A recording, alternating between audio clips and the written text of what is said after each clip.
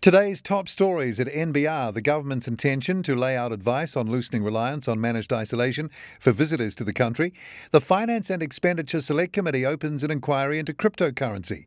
An Auckland restaurant director ordered to pay more than $120,000, and there's more coming right up.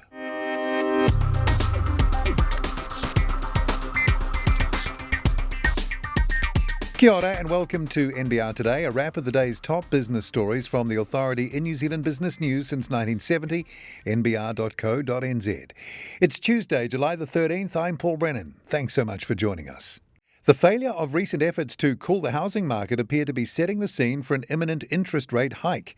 The Real Estate Institute of New Zealand said today median residential property prices across New Zealand increased by 28.7% from $637,000 in June 2020 to $820,000 in June 2021. However, monthly growth eased slightly compared to earlier in the year, with the latest median price up just 0.3% on $817,500 in May. Rianne's chief executive, Jen Beard, said house prices were continuing to defy expectations, with all regions hiking up in June and 5 regions posting outright records. Beard said the data pointed to how important it was to address housing supply issues. The government intends to lay out the advice it has received, as well as its own response, to slowly loosening the country's reliance on putting almost all visitors to the country through managed isolation in a few weeks. The Deputy Prime Minister Grant Robertson told an Auckland business audience this afternoon to a gathering of the Trans-Tasman Business Circle held at Westpac, New Zealand's headquarters.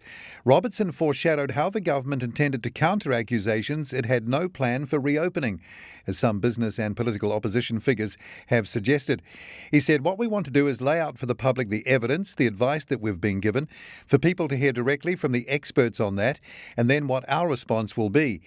He went on to say he was just foreshadowing that process and acknowledging that there will be restrictions for a very long time. Investment firm Forsyth Barr has revised down its earnings forecasts for NZX-listed agribusiness Scales Corporation due to higher labour and freight costs and supply chain congestion. Scales' business is in horticulture, mainly apples, food ingredients, mainly for pet food, and logistics. Horticulture is its biggest division and it exports apples to 50 countries. In a research note today, analysts Guy Hooper and Scott Anderson said that Scales largely met its own 2021 harvest expectations, despite seasonal labour shortages and what was likely the most difficult harvest of recent history. But wage inflation and a higher proportion of less productive domestic labour has weighed on margins. The Finance and Expenditure Select Committee is opening an inquiry into cryptocurrency, beginning with a meeting to prepare the agenda next Wednesday. Labour MP and committee member Greg O'Connor said it was his proposal to conduct the inquiry. He said they're working through the terms of reference at the moment and they'll be wide.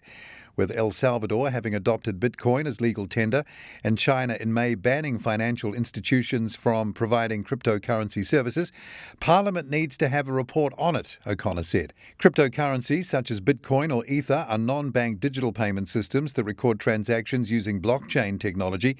Their anonymous nature has also been attractive to criminal organisations and fraudsters. The director of an Auckland restaurant has been ordered to pay more than $120,000 after forcing a chef to work nearly double the hours they were paid for.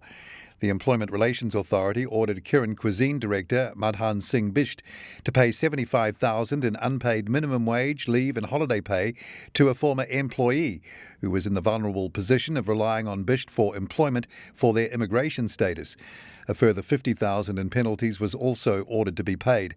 Its investigation found the employee consistently worked between 60 and 70 hours a week over about 3 years, despite being contracted and paid to work up to 36 hours only.